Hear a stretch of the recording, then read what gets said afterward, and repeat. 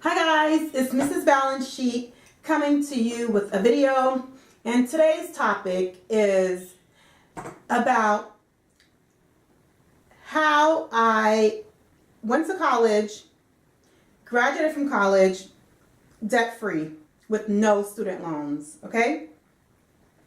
So how I went to college and graduated with no student loans, it actually begins before I even entered college. It begins when I was a little girl, okay? I'm an accountant. My dad actually got a degree in accounting. Let me roll back a little bit. First of all, my family is not originally from the U.S. We are West African, and my dad came here to go to school, and so he has a degree in accounting. He actually never worked in accounting full time. He always did it like part time, and then actually his full time job started getting overwhelming, so he stopped. He stopped doing taxes or whatever, and then I picked it up or whatever. So basically, I feel as though the reason why I've always been comfortable with money, and the reason why I was able to go to college debt free, is because my parents always spoke to me about money, and it wasn't anything that was taboo. They spoke to me realistically about money. When I came in this country, I was 3 years old, and by the time I was 4, I was reading and by the time I was 4, I was reading at 3, but when I was 4, my parents always tell me that I love to count money. Yeah. Like, I know it sounds crazy, but they were like, I would love to count money, and like after they purchase something, like if they paid for something with a $20 bill, I would want to count the change and ensure that the cashier gave them the right change at 4 years old or whatever. So, my parents allowed me to do that, and with dealing with my parents and money, it was never anything that was secretive, that was taboo, that you shouldn't speak about. We always spoke about it. So if we went to the store and I wanted to purchase something, or, like you go to Toys R Us and you're little and you want something. So I would ask my parents or whatever, like, can you buy me, like that My Little Pony or whatever the toy was. My parents used to break it down for me real simple, okay? First of all, they would be like, we don't buy toys for you unless it's your birthday or Christmas, okay? That was number one, okay? But as a child, of course, I would still ask or whatever, what's wrong, that's what kids do, yes, all the time. But, and then they would break it down even further, and they will let me know how many hours of work they had to work in order to afford whatever I was, requesting, whatever I wanted. So, if it was, whatever it was, they would be like, okay, I have to work 2 hours to have enough money to buy you that. So if it's something that you really want, you go ahead and you put it on your Christmas list, or you put it on your birthday list or whatever. So that gave me a true idea on how to value money. Because I equated this as a child now. I equated this with, okay, your parents send you to school, you're in school all day, they're at work all day. 2 hours of work for my parents. Did I really want that toy that bad in order to ask for it? And if I did, I would put it on my Christmas list. And, but it gave me a concept on how to value money. And I think that's what really was instilled in me that allowed me to make the right decisions. Not all the time. I have made mistakes with money, but for the most part, it allowed me to make really good financial decisions. With my parents giving me advice, and after, I graduated and was on my own as an adult, it's still, they embedded in me what I needed to be able to make the right financial decisions. And, I commend them. Because they were immigrants, but they did come from a country that operates on cash. There's no credit, essentially, So I'll fast forward to, how the conversation went when I was applying to colleges, okay? So, I was raised up north, but, we moved down here, and so I was looking at universities to attend. And a part of me wanted to go back up north and get out of the south or whatever. So I was looking at colleges out of state, and I was looking at, I think I looked at Howard University. I was looking at historically black universities, and I was looking at state universities that were out of state, like Syracuse and stuff like that. And so, I brought all of my college choices to my parents.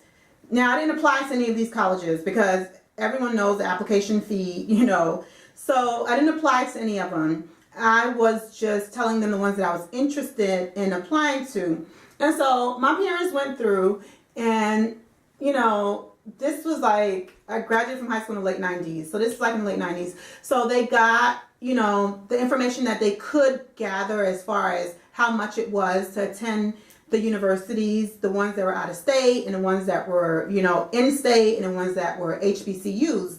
And so they broke it down to me, like really, in the realest term possible, okay? They went through and the colleges that were out of state, they were like, of course, the out of state universities were going to be like twice as much. The tuition was going to be twice as much as staying in state. And then HBCUs were the same, So my parents have always been, first of all, they've always been like working class people. They've worked hard for everything that they have. And so they didn't have a lot of money. They didn't make a whole lot of money, but they were good with the money that they made. So they always had savings, like, for what they wanted their kids to do. So they had college saved, for my siblings and I, and for their female kids, they had like our weddings saved so they could pay for our weddings. So they told me, okay, if you go to this out-of-state university or if you go to this HBCU, because of the amount of tuition that is required, we will only be able to help you this much. And so the remainder of this money, if you can get scholarships, that's great. But if you cannot get scholarships, you will have to take out student loans. And, they were like, student loans, you don't want to come out of college with a lot of student loans because that's going to be a lot of stress, and it's going to basically not allow you to make the decisions that you want to make as far as your career. Because if you have student loans, you have to start paying them 6 months after you're out of college. So that's all they did. They gave me, the financial situations for each university. And, assuming no scholarships or anything. And they were all good universities. They were all on the same level. And they were like, you make the choice that you want to make, but know the financial implications of making the choice. And you have to accept it and accept what we can do for you and what we can't do for you financially. So they laid it out on the table. And when they laid it out on the table and showed me, like, okay, this is how much it's going to cost, this is how much it's going to cost. But if you stay in states and you're able to, I did get a scholarship, an in-state scholarship. But if you're able to, maintain your scholarship, this is how much we can pay. And if you follow that course of action, you will go to school and you will graduate and get a degree and not have any student loan debt.